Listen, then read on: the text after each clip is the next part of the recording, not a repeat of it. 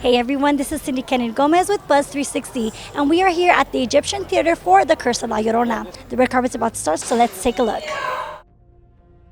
Can I ask you a question, Father? Do you know anything about La Llorona? The Weeping Woman. It's a folktale.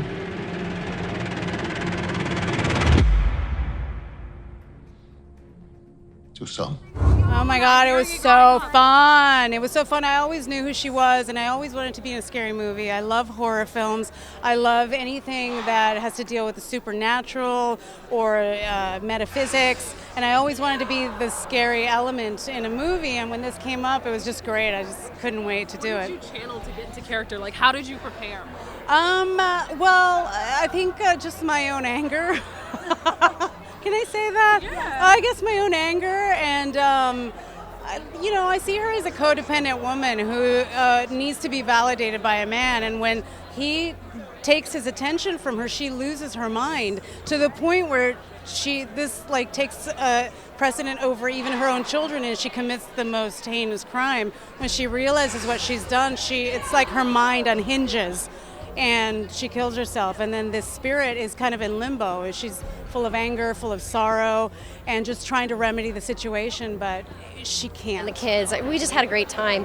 We worked really hard because it's very athletic to be in a horror movie. Everybody's like screaming or crying or running, and so by the end of the day, we're all exhausted, but we had so much fun together. Anything scary happen on set? A lot of stuff. Ray had this crazy experience where his bracelet burst off his hand. There was a day where it was really, really hot and a cold chill just came through the house. There was another day where there was nobody supposed to be upstairs and we heard footsteps. It was just one of those kinds of things. The director was talking about that. Yeah, Okay. yeah. Okay. And I didn't believe in it at first, but now, yeah. Thank you. Thanks. You know, it is, I love ghost stories, I love scary movies, and, I was brought in by New Line, and, James saw my short, and it was a scary movie. It was basically a little scary short film, and, there's something about that, I love the experience of seeing scary movies in theaters, and I think that they really connected to that, and I think that, I love the script. I heard about her as a teenager. I grew up in Los Angeles, and my friends would tell, you try and scare everybody with, ghost stories and, freak everybody out, and, I've heard so many of them, but I think that La Llorona sticks with people because it's so specific and so dark, about a mother who, kills her children, and, that really... it's like you think about, of all the ghost stories that you hear, there is something so specific and, but you can also really relate to it. We've all been kids, we all have moms, and hopefully not crazy moms like that, but yeah. And how was it working with the cast and the crew? They were amazing. We had an incredible cast and incredible crew. And we had a tight schedule. We all got super sick. We got the flu, and it was like we were brutalized during it. But everyone had the best attitude, and we were really put through the ringer at times. But everyone just came together, and I think it was because it's a really great team. It was a great team of people. So, have you heard of La Llorona before this movie? No, I hadn't heard of it before. When I read the script, I thought that it was just a made-up idea for the movie, and I thought it was a great rich story and a great rich idea, but I didn't know that it was based on a real myth.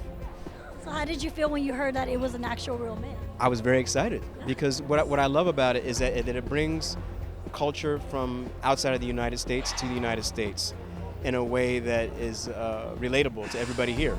And so anything that spreads diversity of culture here, I'm all for that.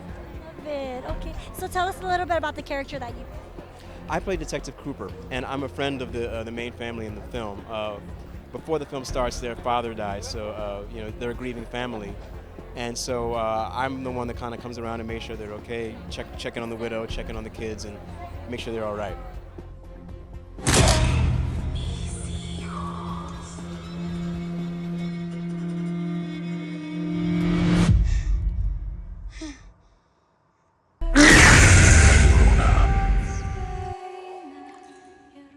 Hi, my name is Sean Patrick Thomas, and you've just been buzzed.